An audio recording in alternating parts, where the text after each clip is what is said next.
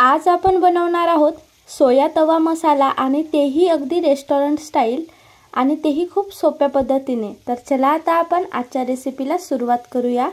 तर त्यासाठी मी इथे अर्धा पाव सोयाबीन वडे घेतलेले आहेत आणि आम्ही छान अशा उकडून घेतलेल्या आहेत। 10 मिनिटांनी पाणी काढून घेतलेली आहे। आता इथे एक तावा घेतलेली आहे। ताव्यावर आपल्याला थोडासा तेल टाकून घ्यायचा आहे आणि त्यानंतर ह्या सोयाबीन वडे आपल्याला इथे टाकायचे आहेत आणि उकडून झाल्यानंतर पाणी छान असं काढून घ्या, अजिबात पाणी असायला नको इथे। आणि छान आता आपण या ताव्यामध्ये या वड्यांना फ्राय करून घेऊया। बघू शकता या प्रकारे पलटून पलटून।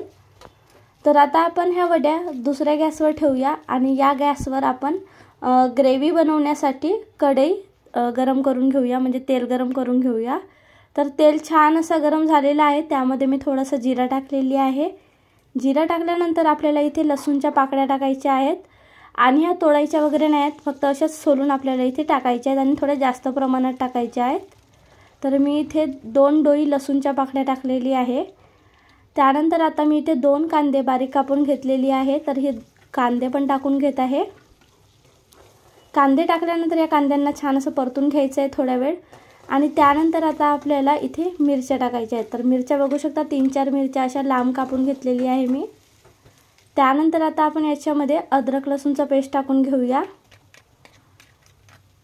अद्रक लसूणचा पेस्ट टाकल्यानंतर यांना छान असं परतून घेऊया आणि कांदे पण बघा छान शिजलेले आहेत कांदे लसूण। आता आपण याच्यामध्ये काही सुके मसाले टाकूया। तर सुक्या मसाल्यामध्ये मी इथे 1 चमच अथर्व मसाला टाकलेली आहे, तुम्ही कोणताही गरम मसाला टाकू शकता। अर्धा चमच धना पावडर मी इथे टाकलेली आहे। त्याचबरोबर चवीनुसार आपल्याला लाल मिरची पावडर टाकायचं आहे, तर मी इथे 1.5 चमच लाल मिरची पावडर टाकलेली आहे, तुम्ही कमी जास्त प्रमाण करू शकता। तर त्याबरोबरच 1 चमच मीठ आणि थोडीशी हळदी पावडर टाकलेली आहे।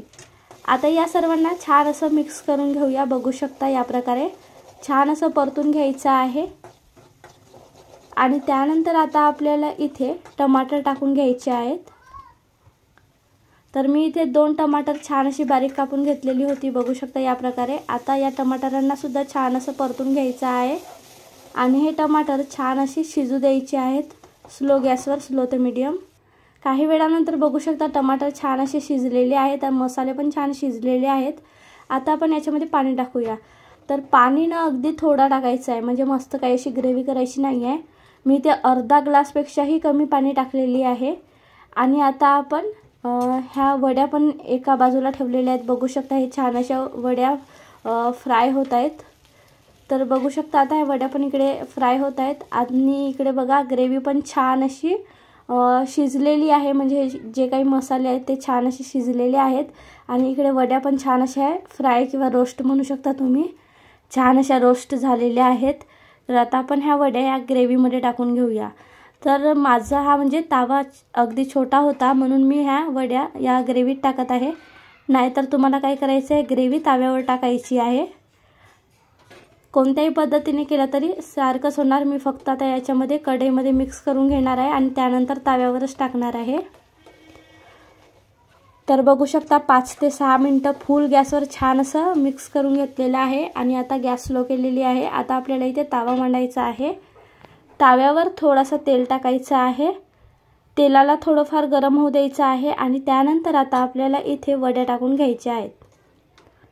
तर बघू शकता आता आपण ह्या सोयाबीन वड्या ज्या आहेत त्या आपण इथे टाकून घेऊया आणि मीडियम ते फुल गॅस ठेवायचे, म्हणजे मीडियम ते फुल किंवा स्लो गॅसही ठेवू शकता, तेवढं काही नाही, पण अगदी फुल नका करू, मीडियम ते स्लो ठेवा। त्यानंतर बघू शकता आपण कोथिंबीर टाकून घेऊया आणि छान असं मिक्स करून घेऊया। तर आता याला असं या प्रकारे मिक्स करतच राहायचं आहे 5 मिनिटं, मीडियम फुल गॅसवर 5 मिनिटं असं परतत राहायचं आहे। बघू शकता या प्रकारे परतताना फुल गॅस करायची आहे आणि जर असंच ठेवायचं झालं तर स्लो ठेवायची आहे। बघू शकता या प्रकारे। आता काही वेळानंतर बघू शकता मी 5 मिनिटं फुल गॅसवर फ्राय करून घेतली आणि 2 मिनिटं स्लो गॅसवर अशीच ठेवलेली होती आणि सोया तवा मसाला तयार झालेला आहे। तर आता बघू शकता मी हे एका प्लेटमध्ये काढून घेतलेली आहे आणि किती मस्त असं झणझणीत सोया तवा मसाला रेडी झालेला आहे। तर खूपच सोप्या पद्धतीने मी ही रेसिपी तुम्हाला सांगितलेली आहे। खूपच सोपी पद्धत आहे, एकदा तरी या पद्धतीने हे सोया तवा मसाला बनवून नक्की ट्राय करा आणि जर हा व्हिडिओ तुम्हाला आवडला असेल तर व्हिडिओला लाईक, शेअर, कमेंट आणि चॅनलला सबस्क्राईब करायला विसरू नका. धन्यवाद.